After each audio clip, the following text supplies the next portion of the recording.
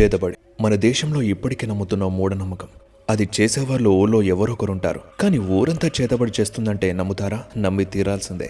అదే అస్సాంలోని capital of black magic పిలిచే మయాంగ్ విలేజ్.